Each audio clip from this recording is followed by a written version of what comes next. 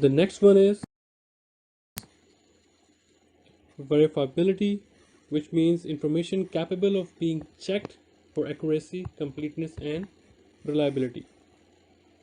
So it means it should be verifiable through some kind of authority. Normally auditors, they verify the records that up to the best or faithful evaluation, this information is true or accurate or reliable.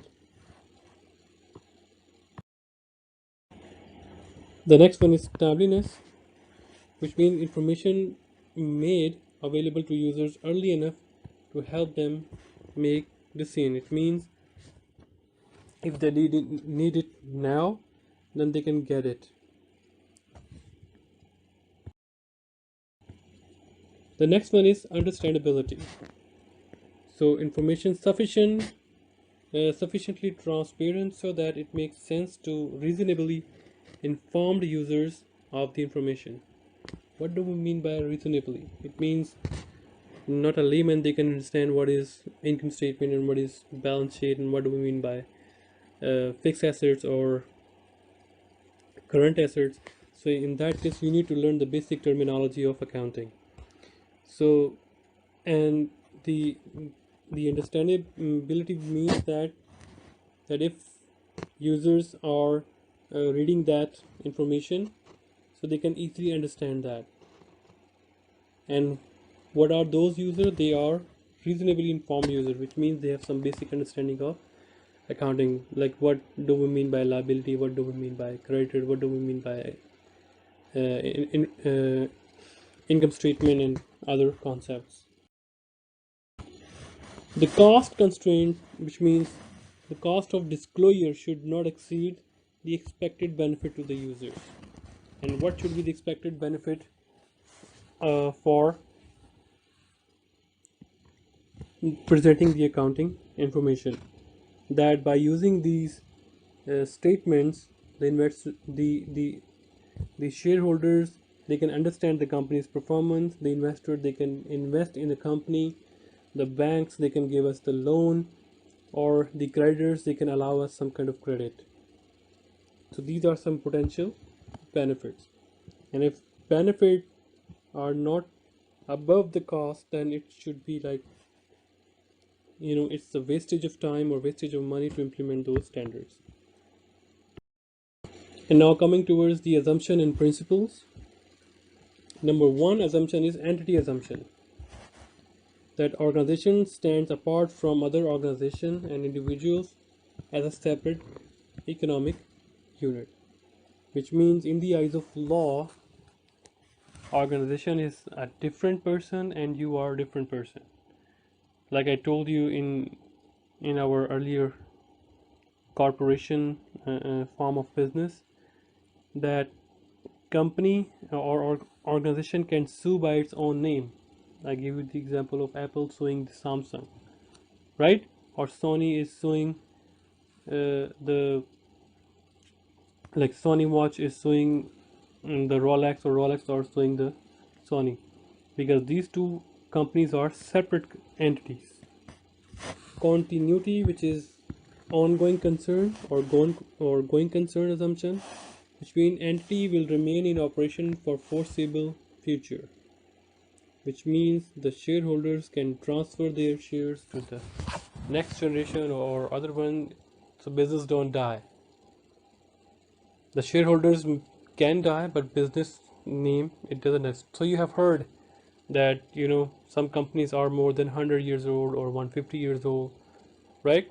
It's like Nestle. So who founded the Nestle? Probably they are no more alive nowadays, but shares are like transferred from generation to generation or from person to person. So business don't die. The third one is historical cost principle, which means assets should be recorded at their actual cost when they actually purchased. So you just write down that we purchased this asset for this much money.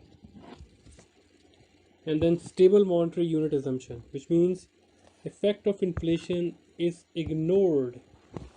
So based on the assumption that dollar purchasing power is relatively stable, which means there is no inflation when we are using these kind of like information. For example,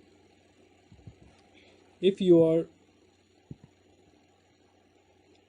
uh, writing the financial statements in Australian dollar, and you know that the US dollar is increasing, so you convert your uh, income statements or balance sheet or your financial performance statements into dollar, so it automatically shows that okay, your business strength is increasing.